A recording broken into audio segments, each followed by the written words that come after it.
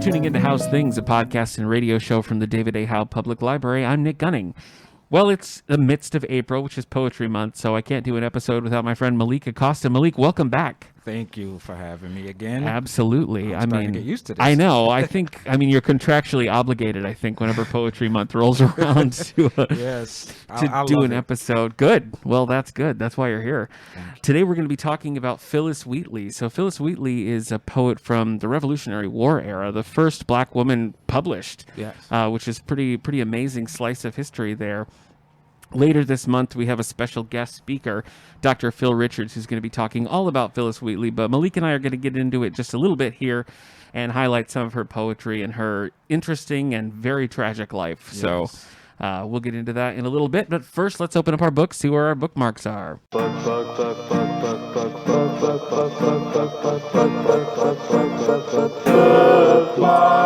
Malik, what have you been reading lately? Anything interesting?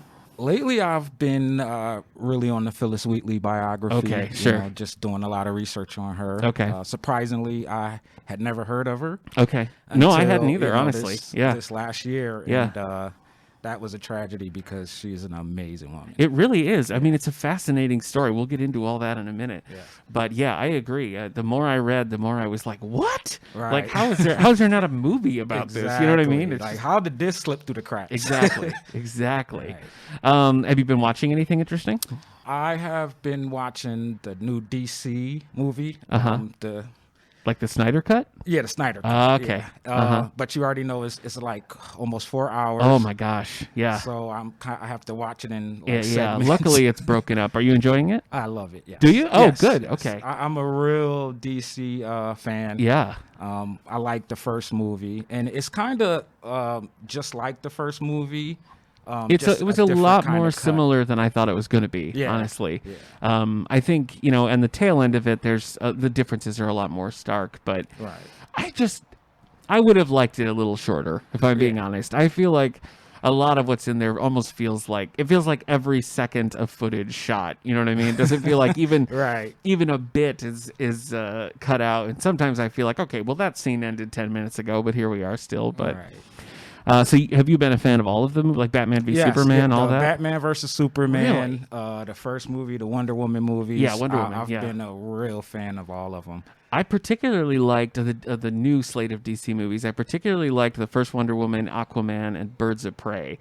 I've been a little on the fence with the other ones, honestly. I was not a fan of Batman v Superman, and I don't know where we're going next. I mean, I know the Rock is doing Black Adam, and supposedly sequels to Wonder Woman and Aquaman are still in the works. And of course the Flash movie, which I am excited about. Yes.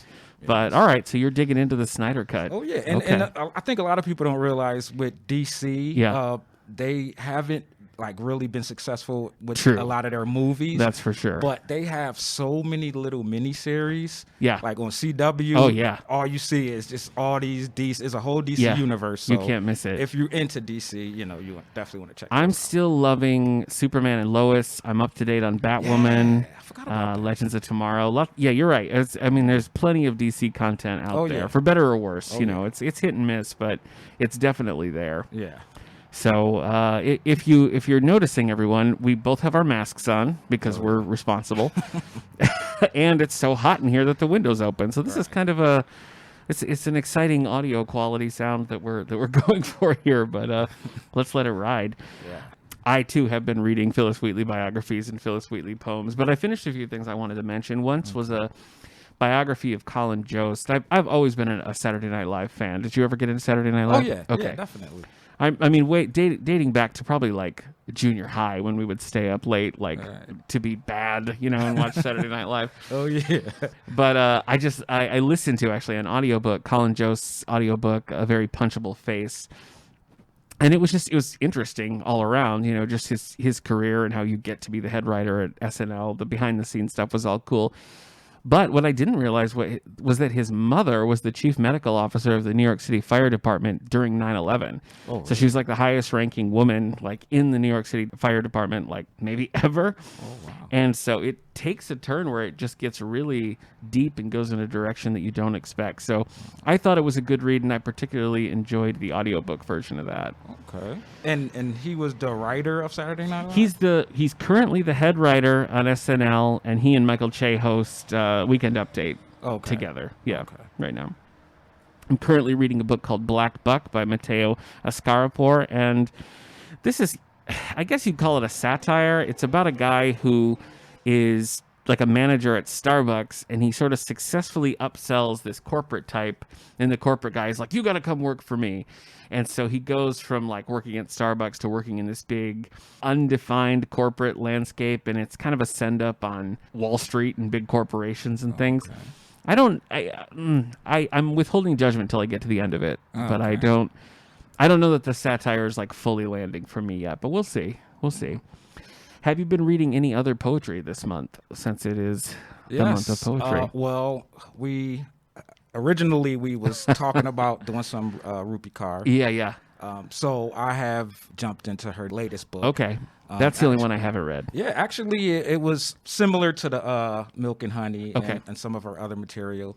And actually, I've been seeing it get checked out here too. So, yeah, I hadn't read her before. I mean, obviously, we have the books because I feel like she's been among the most popular poets. Oh yeah, for sure. It's the one that you always see at like Target and places like that. Right. They usually don't highlight poetry, but somehow Rupi Kaur, I think, is like sort of cracked that list. Are you a fan? Did you like it? Oh yeah. Yeah. From the first time I read her material, it's a little touchy. Some content, a lot of content about sexual assault. Right. So it is kind of a rough read. But like when you watch her, some of her interviews and her story, it's more of her just trying to empower women. Yeah. And really trying to put a brave face on talking about if things is happening to you. Yeah. And, and you kind of scared or intimidated to talk about it. She's just trying to, put a light in a space to where women can feel safe talking about, Well, she certainly doesn't hold things back. And, right. And like I said, I mean, it really has sort of cracked above where a poetry collection tends to, you know what I mean? Like, for whatever reason, her collection seemed to have transcended not just poetry fans, but, the average reader seems to be picking it up. I think the mistake I made was reading Milk and Honey and The Sun and Her Flowers like back to back because they're very similar. Right, they are. They're very, very similar. So much to the point that I read one and I listened to the audiobook of the other. And more than once, I went and checked to make sure that I wasn't reading the same one because I genuinely thought that I was. So they are very similar. So I would recommend some space between the two readings because, again, a lot of familiar themes and imagery in both of those. Right. I also read one called American Melancholy by Joyce Carol Oates. Have you read any of her poems? No, I haven't. Okay. So she came here to the library back in 2014, and I read a ton of her stuff then. And every year I've read one of her poetry collections since then. I always enjoy them. They're always weird. Like, that's just her hallmark is weird and sort of finding a darkness and even mundane things.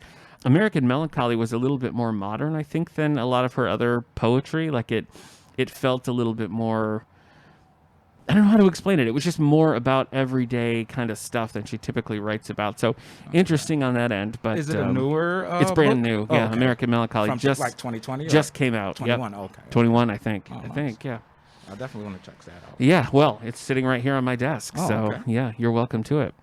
All right. I'm trying to think if I've watched anything interesting. I don't really think I have. We haven't really, like I said, Superman and Lois has been my appointment TV lately. I watched the first episode and it was really good. Yeah. So I definitely want to continue. We just got a trial of Apple Plus or Apple TV and started watching Ted Lasso, which is pretty funny. It's Jason Sudeikis. He's a football coach from America who gets hired to be like the European football or soccer coach in England, and it's funny and it's like heartwarming in ways you don't expect. So I'd only heard good things about it, so I was excited to start watching that. But that's what I've been up to. And that's that. You said Apple Plus? Yeah. Oh, okay. Mm-hmm. There's so many good. I kept like looking for certain kinds of shows, and I kept being like, "Oh, what about this on Apple Plus?" And finally, I was like, "Darn it, you got me!" So we're trying the week, and maybe we'll keep it for a month or two to get through some of the shows, because it was really easy to fill up my 2 watch list on that. Because I have it too. Oh, okay. Are you watching anything on it? Well, is this movie that I watched the trailer maybe 6 months ago. It's with Jason Momoa. It's called C. Oh yeah. Yeah, so that's the only main reason why I got the Apple TV. So I'm watching some things now, but that's what I'm really excited to watch. Yeah. I did see that. And I've heard really good things about it. Yeah, I have too. I like him. I haven't seen him in anything, but I have only seen him as Aquaman, but I do really like him. Yeah, he's good. Yeah, I agree. All right, let's get into some book news. Look into the future to see what it proves. It's time for book news. First, we got some sad book news, so let's cover that, because we had 3 authors die pretty close together. Now, we had Margaret Wander Bonanno, who's most known for her sci-fi work. I've read some of her Star Trek titles. She just passed away. And then really back-to-back, we had Larry McMurtry, who I was most familiar with, like Lonesome Dove and his Westerns and things. Okay. We did a whole Western episode in the early days of the All the Book Show, number 35, All the Books Goes West. Talked a little bit about some Larry McMurtry stuff in there. And then Beverly Cleary. Did you ever read Beverly Cleary as a kid? I have. Yes. I know that I've read some of the Ramona books, but the ones that always stand out to me are The Mouse and the Motorcycle. Yeah. Like all of those books, I read them a million times as a kid, and I just loved them. Yeah. So, yeah, just back to back to back. So we've got displays of these authors' works set up right here in the library, so stop in and check them out sometime. Let's see what's going on the New York Times bestseller list. I thought maybe we could look at the combined print and ebook fiction, since it seems like people still being a little homebound. The ebook fiction might be a little bit more representative of what people are actually like doing at this moment. Malik, you want to hit us with that list? Okay, the list. We have number 10, The Invisible Life of Addie Laurel. That's been on there for 19 weeks. Yeah, it has been a while. Yeah, that's a pretty popular author. Oh, yeah. Then at number 9, we have Clara and the Sun, and it's an artificial friend named Clara is purchased to serve as a companion to a 14-year-old girl. Oh, yes. Okay. I keep seeing this book pop up all over the place, but I didn't really know what it was about. But okay, that's interesting. So it's vaguely sci-fi. Yes, and that's been on for 5 weeks. Yeah, that's been around for a while. At number 8, we have The Songs of Achilles. Oh, yes. By Madeline Miller. I read her first book, Circe. Do you remember when that came out? I remember it, vaguely. We did that for a book club, and it was just one of those books that was suddenly a bestseller, and it was like, oh, okay. Yeah. It was super popular in a way that kind of book typically isn't, so it was interesting. So here we're kind of returning to that, right? Yeah, anything with like Greek mythology usually does really good. So this is a redo of the Iliad. Is that right? Yeah, that's been on there for 3 weeks. Okay. So then we have it's later by Stephen King, and that is NYPD detective asks the son of a struggling single mother to use his unnatural abilities to track a killer. Ooh, that sounds good. I know it does. This is one of those hard case crime books, and that imprint always does things that are sort of. They're reminiscent of like 70s detective stories, which I always really like. So the only other one Stephen King has done of these is one called The Colorado Kid, which I really liked. It was more of a novella, but it was the basis for that show Haven. Do you remember on Sci-Fi? Yeah, I remember Haven. That kind of spun out of Stephen King's The Colorado Kid. Oh, you know what? He also did one called Joyland, which I haven't read. So I guess this is his third for hard case crime, but it's on my list of 2 reads, definitely. Okay. And that's been on for 5 weeks. Yep. Next, at number 6, we have When by Harlan Coben. Yeah, I've read a couple of his things, and there was one that was a bit like a medical thriller. I think it was called Miracle Cure, and that one I really liked. But his most prominent series is the Bolitar series about a sports agent who like solves mysteries. But I didn't really care about it. Yeah, I didn't care about that. You know, that's been on for 3 weeks. Okay. At number 5, we have Where the Crawdads Sing. Oh, boy. By Delia Owens. Oh, my gosh. Which has been 124 weeks. This thing, you just can't kill it. That is, I haven't seen a book do like this in a while. No. This is amazing. I honestly can't think of another one that's like, I mean, the Nightingale by Kristen Hanna was close, but I think this is even more than that. So at number 4, we have The Midnight Library by Matt Haig. Yeah. And that's been on for 18 weeks. Number 3, we have The Four Winds by Kristen Hanna. There we go, Kristen Hanna. Yeah, that's been on for 9 weeks. It's another historical fiction, I think, which she tends to. The Nightingale was historical fiction. The Great Alone was as well, but that was a Vietnam War era. So it sounds like this one's Great Depression. Yeah, well, as the dust storms roll during the Great Depression, Elsa must choose between saving the family and the farm or heading west. I know you're not much of a fiction guy. Do you read any any historical fiction, or is that historical fiction every now and then? Okay. I'll touch on something if it looks interesting to me. Yeah. At number 2 is The Red Book by James Patterson and David Ellis. That's a new book, so it's new this week. Oh, okay. And at number 1, we have The Hills We Climb by Amanda Gorman. Oh, yes. So this was the poem that was read at the inauguration, the presidential inauguration in 2021. And there was so much like fervor around it, and she didn't have anything in print like that. Oh, really? The poem was kind of her like first big thing, and she has a children's book coming out, but people were so taken with that poem, everybody was kind of rushing to buy whatever she had out there, and she didn't really have anything out there. So her children's book, I think, is coming, I don't know, this summer, I believe, but they're putting out this special bound version that's essentially just that one poem illustrated. Oh, really? So yeah, not surprised to see that here at the top of the list, though technically poetry would be cataloged as nonfiction, so I don't know why it's on the fiction list, but whatever. And she's the youngest, I guess, to ever write an inaugural poem. She is. That's a feat right there. Pretty amazing all around. Yes, definitely. Okay, a lot of good stuff there. Anything in there pique your interest? I should have done nonfiction because that's your jam. But but actually, which one was it? Historical fiction. Oh yeah, The Four Winds, The Great Depression. Four Winds. Yeah, that one I might check out. Okay. Yeah. With that, I think it is Poetry Month time, so let's do it. Poetry.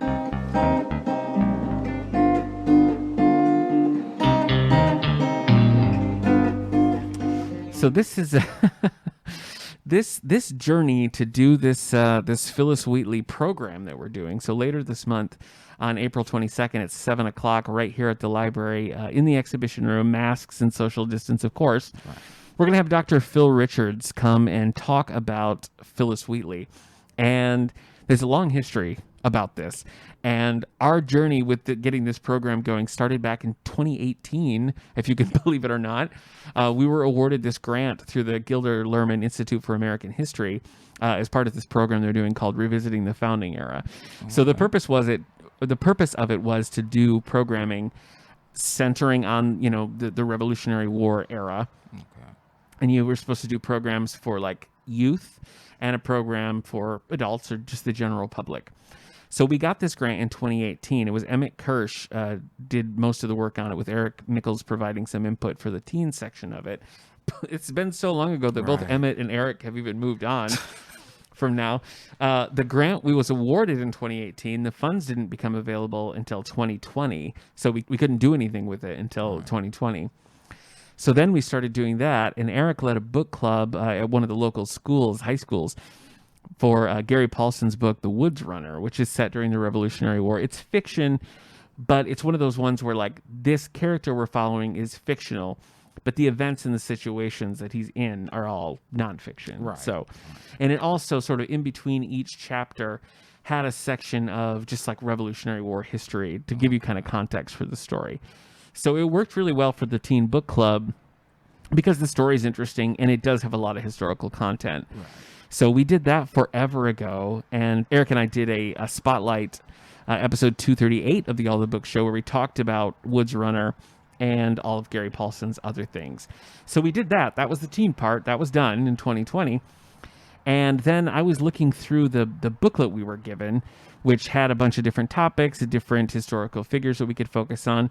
And I zeroed in on Phillis Wheatley. Oh. So I was looking for somebody who could do a program on Phillis Wheatley, and I was doing some research on her.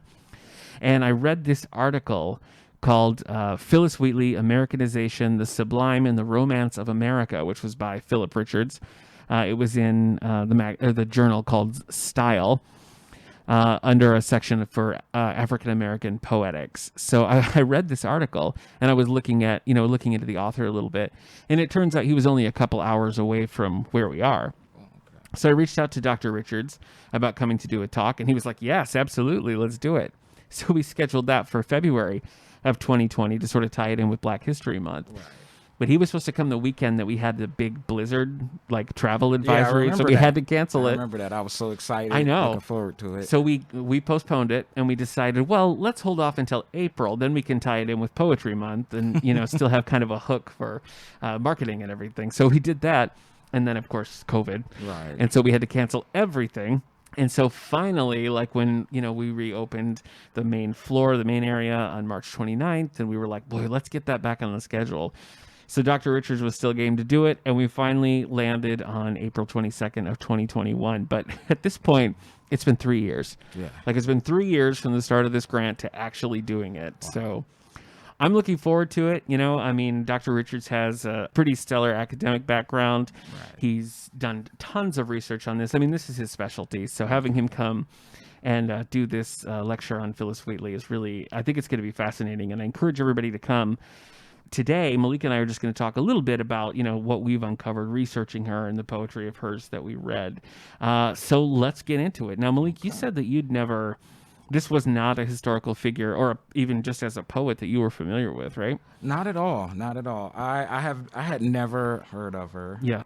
There was a point where I was purposely looking into female poets. Okay. That's when I found like Rupi Kaur and a couple other people, but I still hadn't bumped into Phillis Wheatley until I seen the flyer that we was going to have the lecture on her. And that kind of just sparked my interest. Yeah. So from that point on, I started, looking her up and doing some research. And the more I started to find out, her story and all the things she's accomplished, it was surprising to me that this is not like a main figure. I know. In American history, like next to Frederick Douglass. Absolutely. Absolutely. Yeah. So, that was surprising, but it's definitely been a pleasure learning about her. I agree. So I read a couple things on her. One was a biography, kind of a brief biography called The Story of Phillis Wheatley by Shirley Graham Du Bois. And I also read, this was more of a kid's book that I was reading with my son called Guide My Pen, The Poems of Phillis Wheatley, which was by Greg Rosa. Okay. And both of those to me, particularly the Du Bois biography, just drove home what a unique set of circumstances this was. The basic story here is that she's abducted from Africa when she's 6 or 7. Right, around 7. Brought to Boston. The Wheatleys purchase her from a slave auction. And, I feel like the biography that I read, it was older, and I felt like it was a little... I don't know that I would trust it so thoroughly because it made it seem like kind of an idyllic situation that they found this girl and nurtured her. And it was like, well, you bought her as a slave. So you're not really the heroes of the story, the Wheatleys. But within a year, she's reading and writing English, which is amazing. Just like learning a new language and being able to use it the way that she was able to use it as a child is just astonishing. It really is. And then from there, you have the steps of her writing more and more, her getting noticed, her actually getting things published, going to England, meeting George Washington. It's insane. It really is. It's completely insane. It's to the point now, how we talking about her right now, this is how the people of her time seen her. Yeah. Because when they seen her abilities and the way she spoke, the way she learned, and how she wrote, it was astonishing to them that they, in that time it was thought that Africans, wasn't intellectual and they wasn't smart. So to see someone so young, a year and a half from being removed from Africa, it's crazy. They, all the scholars of that day and the poets was like, just, it was to the point where everybody just had to come and see this. Like, is this real? Yeah. Yeah. And that's I think how genius she was.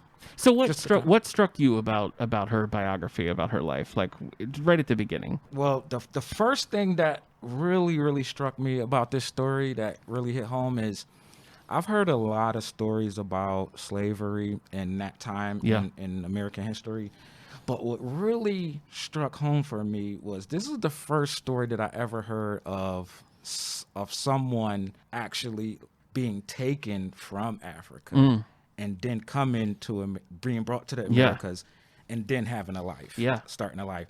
Most of the stories I heard was people that was born into slavery, kind of, won their freedom some kind of way. Yeah. But I had never really heard a story of someone that was abducted from Africa. Well, that young. I mean, that's the other thing. Yeah. I mean, the fact that her known story, the fact that anybody thought to keep track of this story from dating from the time when she's 7, I think is pretty unique. Oh, it is. It is. And from my understanding, one of the Wheatley's great-grand niece or something like that, she's the only Wheatley that actually wrote about Phillis. Oh, okay.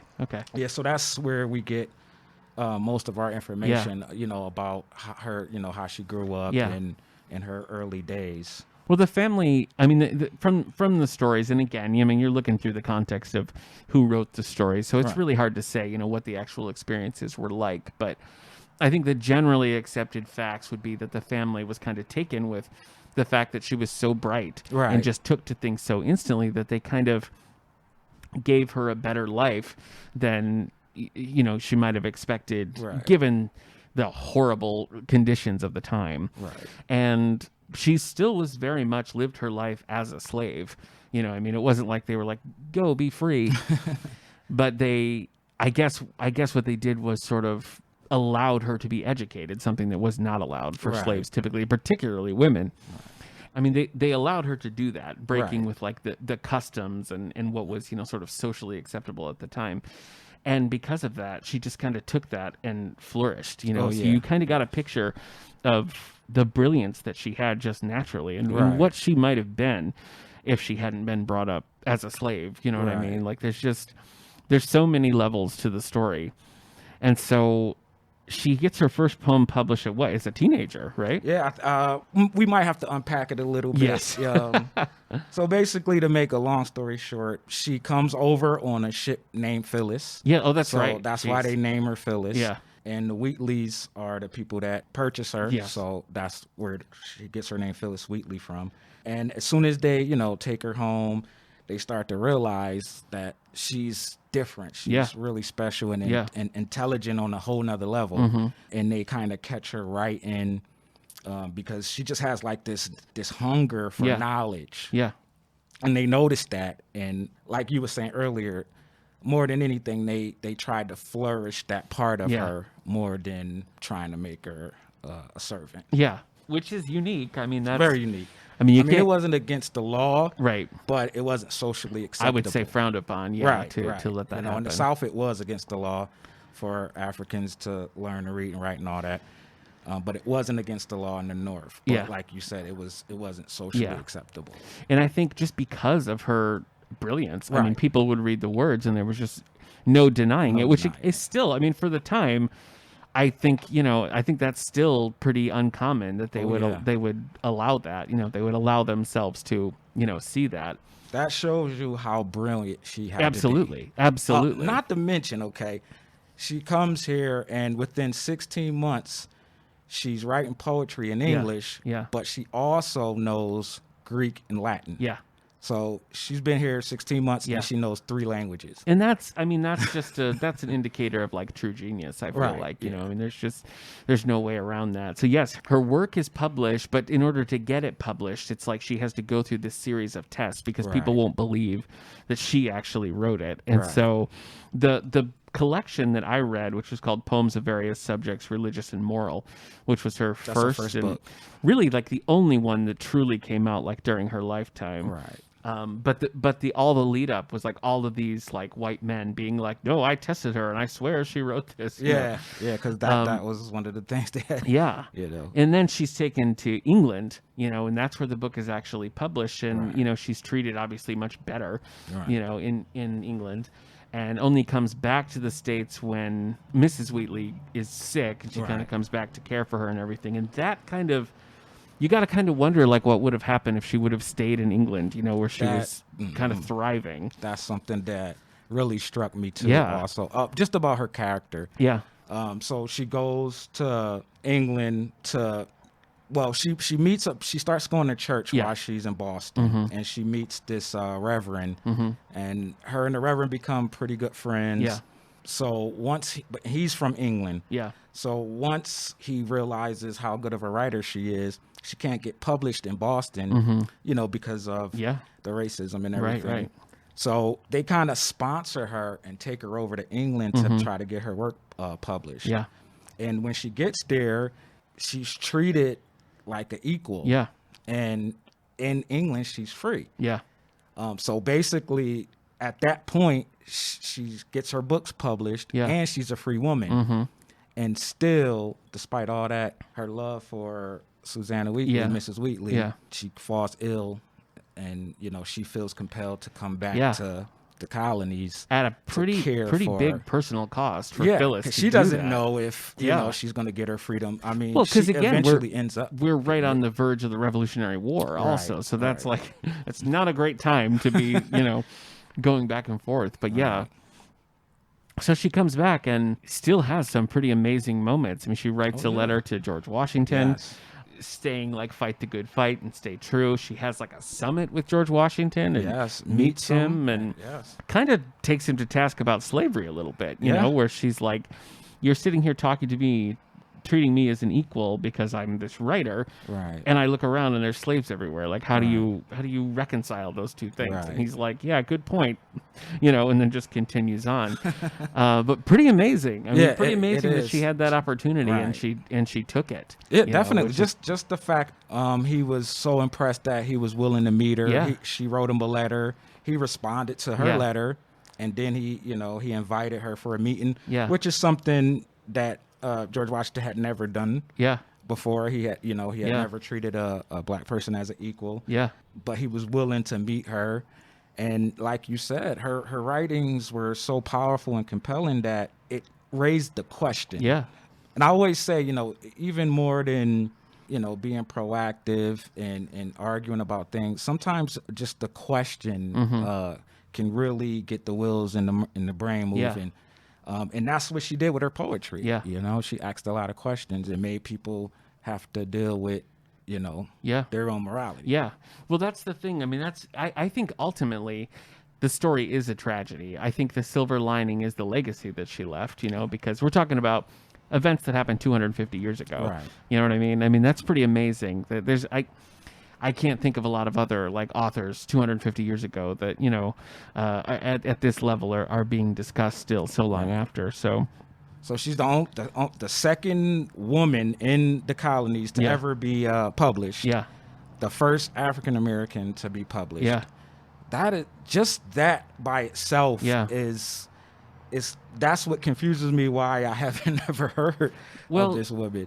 Yeah, and I think, part of what adds to the tragedy of her brief life is that you got to kind of wonder if the landscape had been even subtly different. Like, what if she'd stayed in England, What if she came back and it wasn't the start of the Revolutionary War? Like, what she was able to accomplish and the way that she was able to sort of make people confront their own prejudice, if that had been able to grow and continue, we might have seen more significant changes earlier in the course of the country that really could have been a game changer, but because she gave that up out of her loyalty to the Wheatleys to come back, and then just as she's making this progress, the world falls apart in the midst of the Revolutionary War. It kind of blunts both of those things, and we don't really have another like her, who's allowed by white society, who's allowed to kind of raise to the top the way she does for a long time. Oh, right. And I think that also speaks to how genius she was, how compelling her writings was. And also, to be clear, when she did come back, Mrs. Wheatley did give her freedom papers. So in her early 20s, she was a free woman. And she had already been published. Couple facts is when she went to England to get published, she got published and she had crates of books that was to come back to the colonies. Those books was on the same boat as the tea from the Boston Tea Party. So she ended up getting those books off of that boat maybe weeks before the Boston Tea Party happened. So a couple more weeks, really. And we would have never even, knew of her work. That's true. And like true. You say, there's a lot of tragedy in her story, but triumph always trumps tragedy. So a lot of things happened. They happened for a reason, and it changed the world. Yeah. After the death of the Wheatleys, she was married, and they lost 3 children. Yeah, in infancy. Yeah, which is horrible. And she dies while her husband is in debtor's prison, and she is sort of penniless and alone. Right, in her early 30s. Yeah, which is just... I mean, look at all that she'd accomplished, you know what I mean? And it was kind of like her life was just starting. Yes, and for this story to like take a curveball like that and end is just like the epitome of a tragedy.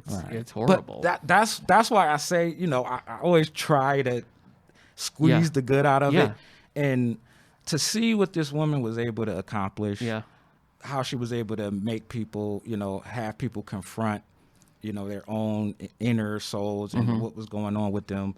And and the moral part of themselves, just that by itself, even though she passed away at an early age and everything, she had impacted the world already in those 30 years, to the point where the universe maybe didn't need anything else from her. So for her to pass away is not necessarily a tragedy. Yeah, I see what you're saying, because again, the legacy, the legacy is something that has lasted 250 years at this point. It doesn't here talking about it right now. Doesn't show any signs of stopping. Let's talk about the poetry itself. What did you think of anything strike you about her writing? I think when people read poetry, they want it to make sense. So the thing I always say about poetry is poetry is like brainstorming and just writing it down. Your mind might be going in different places, and you're just writing all those thoughts down. So it's really open to interpretation. And that's the beautiful thing about poetry is it's for everyone to interpret in their own way. And a lot of her poems, just the optimism in her poetry. I agree. That was really special to me. That's a good word for it. Yeah, it just really was uplifting. And it was like she tried to shine a light on the goodness of the world and people. I think typically when we're giving glimpses of, whether it's writing or music or whatever it is coming from enslaved people, we tend to get a certain variety that tends to be laments and things that are perfectly understandable. And I don't think we often get examples like this, where you have somebody who's writing essentially as if she's not enslaved. You know what I mean? She's writing as someone whose soul is free. You know what I mean? And I think that comes across in everything that she writes. And she's also really not afraid to take some pokes at people's prejudice, and some of it, it's like, it seems very thinly veiled that she's saying, like, you claim to be, a Christian society, and this is the way you're treating people. And for her to put that in writing and have it be like published and accepted by like a primarily white audience is just, the guts it took for her to do that, and the undeniable like genius that she had to actually make that happen and get across on a page and have it be something that people read is amazing. It's really amazing. Not to mention, as the revolution was starting, that's why she even met Washington. It's because she wrote a poem about the fight for independence. And she was trying to help them understand the correlation between what African people was going through and what the colonies was going through. So, even the personification of the Columbia, she wrote a poem about that. And that's the first time people started to look at, Columbia as a goddess, and she wrote a poem about comparing, Columbia to the United States and the fight for freedom and all that kind of stuff. So I thought that was amazing too, because that's, it kind of changed through time to Uncle Sam and the Statue of Liberty. But before 100 years, before that happened, it was all about, the land of Columbia. That's a good point. And that was one of her first, like, really popular poems. Well, again, she's a fascinating historical figure. Her place in history, I think, is undeniable. And I think we've both enjoyed digging in and learning things about her really for the first time. But again, I encourage everybody to come and attend the lecture.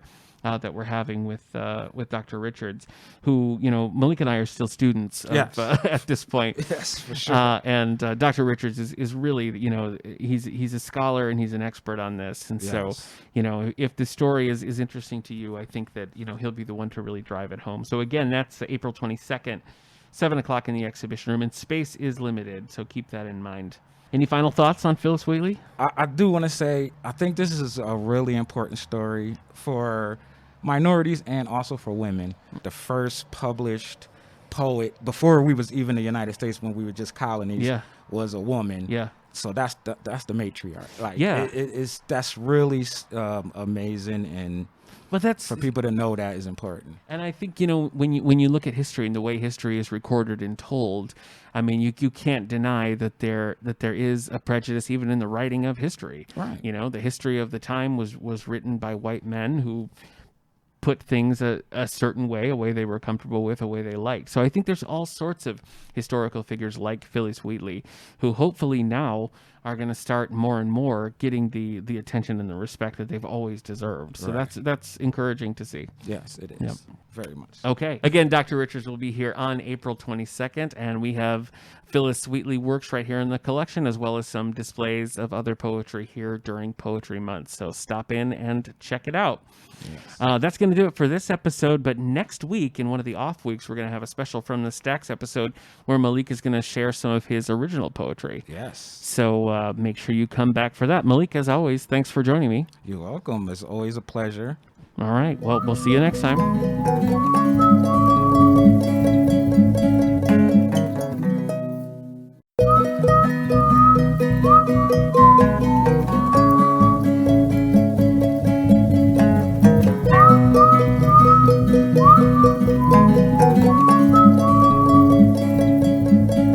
Thanks for tuning into this From the Stacks episode of Howe's Things, a podcast and radio show from the David A. Howe Public Library right here in Wellsville, New York. I'm Nick Gunning, and once again, I'm joined by Malik Acosta. Malik, welcome back. Thank you for having me. Absolutely, absolutely. Still in the midst of Poetry Month here, and we've talked about the fact that Malik writes poetry, I think, on every poetry episode we've ever done. But we've never actually had you do a reading of it. So today we're going to rectify that, and we're going to hear some of Malik's original poetry. So before we get into that, I want to, well, first of all, we got to play the author spotlight music.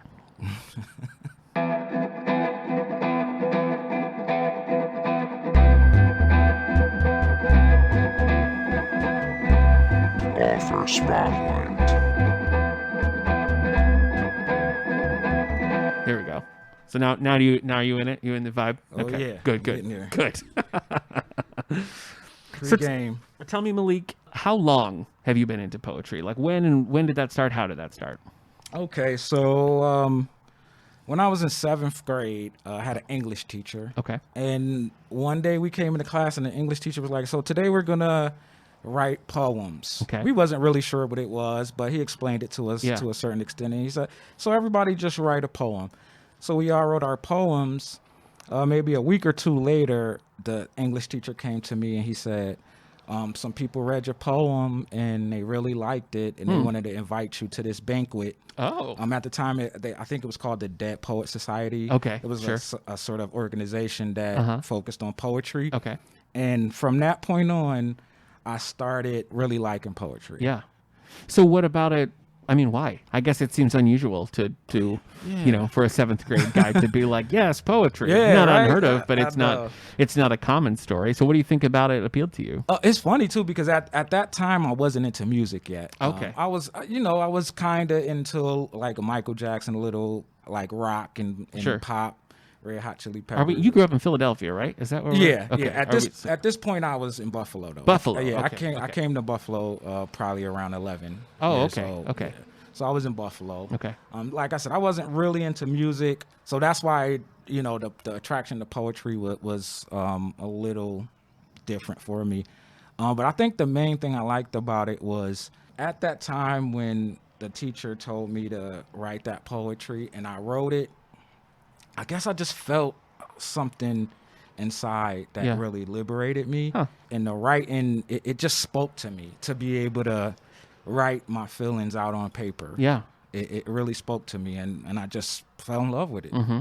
And you've just kept up with it ever since? Like, yeah, and ever since and then after that, I kind of started freestyling. Okay. More like spoken word, but just off the top of the head. Sure. And like I said, this is before I even got into rap music and all that. So yeah, I was already, my family used to ask me, we would be just all sitting there and they would just say, "Hey, why don't you just say a poem right now?" Oh, wow. And I kind of started off like that, and people just really like gravitated to it. Mm-hmm. My grandma made me sing Elvis songs all the time. So is that relevant? Yeah, I mean, at least you knew the words. You didn't have to just make up something. I did. Yeah, so that's easier. That was easier for me. Do you remember the teacher's name?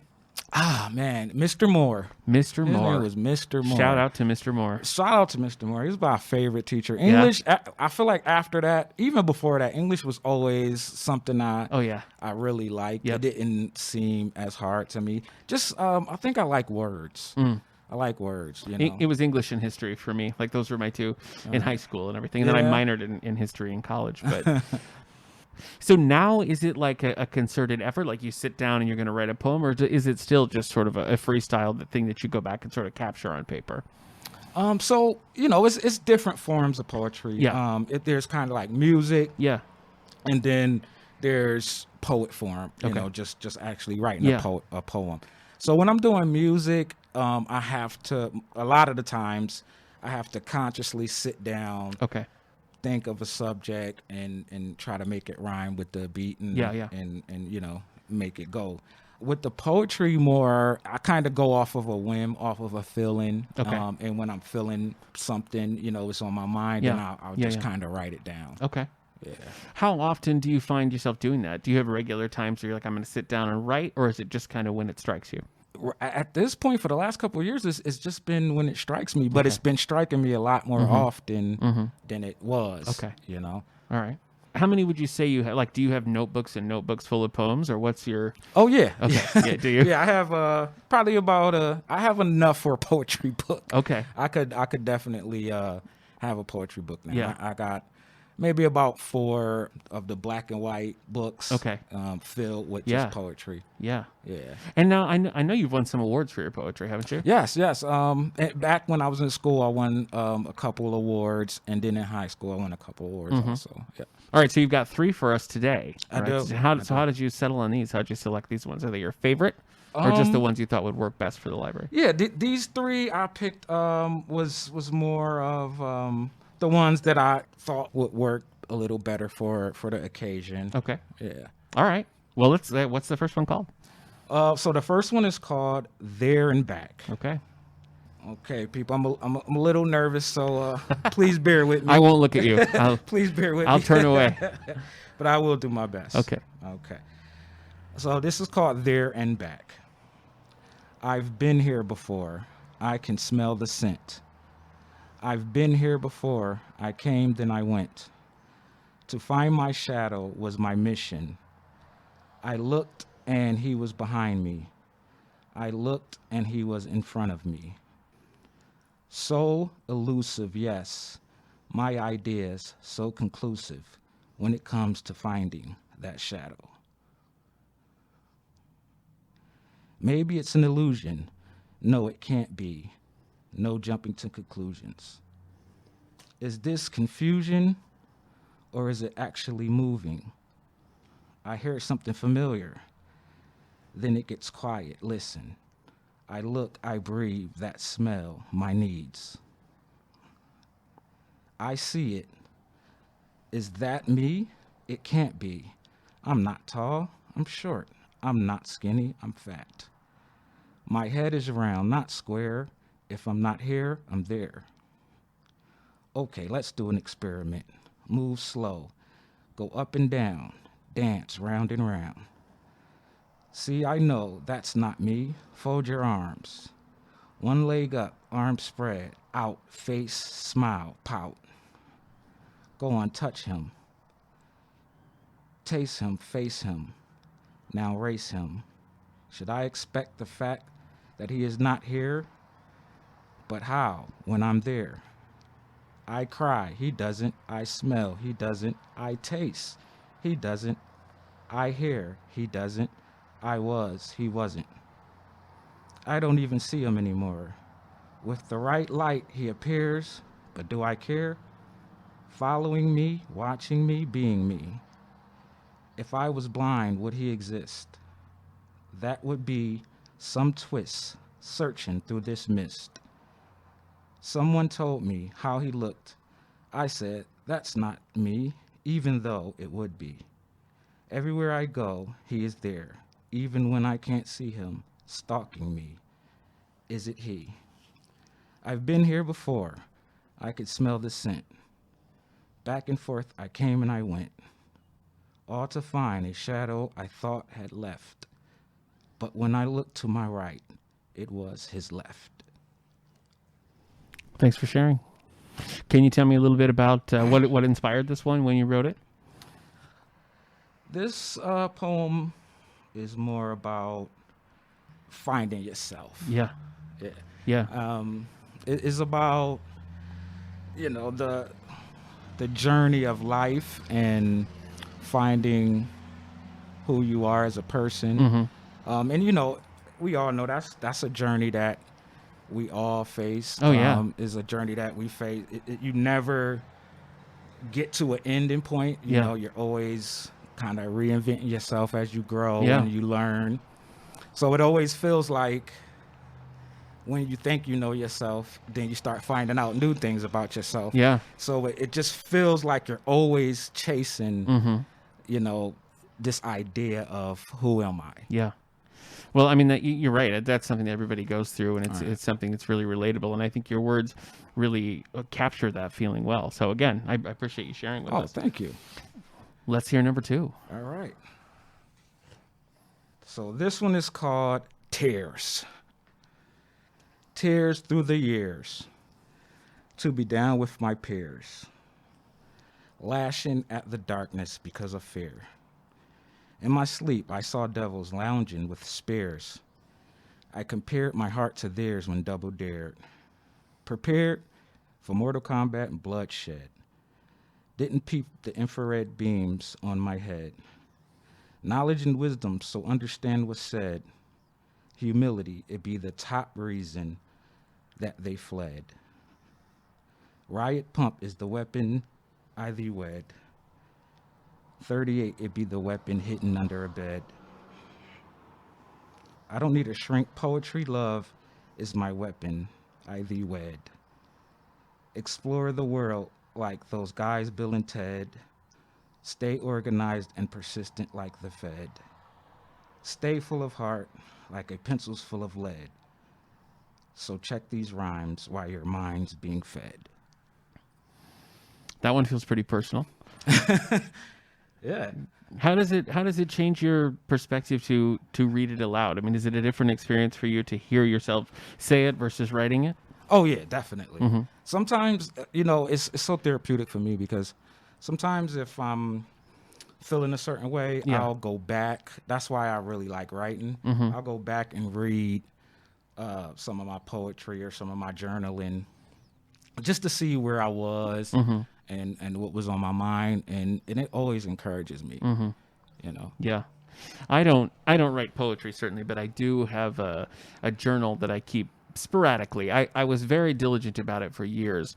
And then in the pandemic, I was just like, I just don't want to write about anything right now. So I kind of stopped. But one thing that it always did do for me was, if I had something that was really weighing on me heavily or something, and I'd kind of write it out. And then to look at that, I'd sort of be like, well, that doesn't seem as bad as it felt like in my head. Like when you see it written down, it's sort of like, well, that somehow feels more manageable. So there is something to that like you've got something in your head, and I think putting it on paper is a way to, for better or worse, to get it out. And usually it's better, to just have it down and to have it.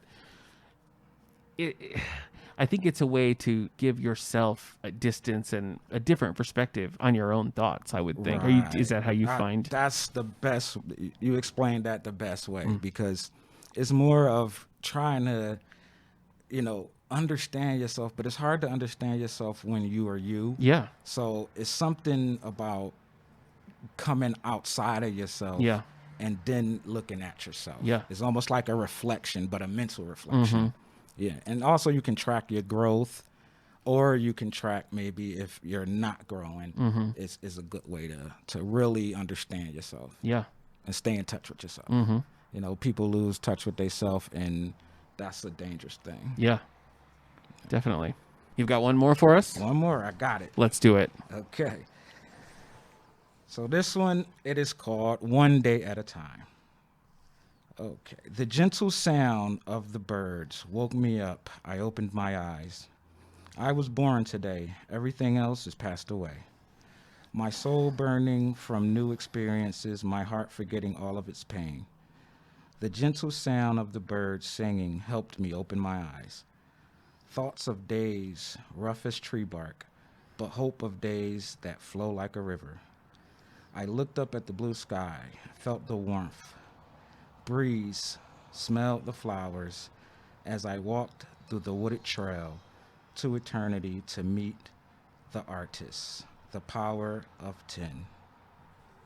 You know, I think that there's an eloquence and a relatability in all three of these that I feel like makes it so that even people with different perspectives would hear this and interpret it to a way that would fit them. And I feel like that's a thing in not just poetry, but in all writing. That's a thing that I think, you know, an author would hope that they could accomplish to get that. So I think all three of these were really effective. And I do appreciate you sharing, because I know it's uncomfortable probably to, you know, to sit here and read things that you wrote. But this is the first time that I've done it. Probably on this scale. Okay. Which is, you know, I want to thank you for even allowing me the opportunity to do that. Yeah. And, you know, I really write from my heart. And I know that, you know, people will definitely get, you know, some kind of closure within themselves. That's kind of what I write for. You know, so just knowing that they're out into the universe is a blessing. Before we wrap here, what would you say to somebody who's always kind of kicked around the idea of wanting to write? Maybe it's poetry, maybe it's something else, but just, you know, they've never been able to get to that point where they actually put pen to paper. Like, what do you think? How do you do that? I mean, how do you get over that hurdle of just like doing it? You know, I think the biggest hurdle is judgment. When you write in, you it's constantly in your subconscious. What are people going to think about this, or what is going to be the response? Yeah. I think the best thing to do is to be 100% honest with yourself and just write. Don't think about any structure or any rules. Just write. Yeah. And I think we all can do that. Yeah. You know, even if it doesn't make sense to you at that time, you could go back and read it a couple weeks later, and trust me, it'll make sense to you. You just have to just write and do it from a place of not worrying about what anybody else is going to think. Okay. Yeah. All right. Good advice. Yeah. All right. Again, April's Poetry Month. We have a nice display of various poetry throughout the ages that Malik put together. Yeah. So you can stop in and check those out. And of course, we actually have a pretty extensive poetry collection, both old and new. So some right up here on the main floor, and lots more in the stacks that we'd be happy to get for you. So anything you're looking for, stop in and find us. Remember, Dr. Phil Richards is going to be here for his presentation on Phillis Wheatley on Thursday, April 22nd at 7 o'clock. So we hope we'll see you for that as well. Malik, thanks again. You're welcome. All right. Pleasure. We'll see you next time, everybody.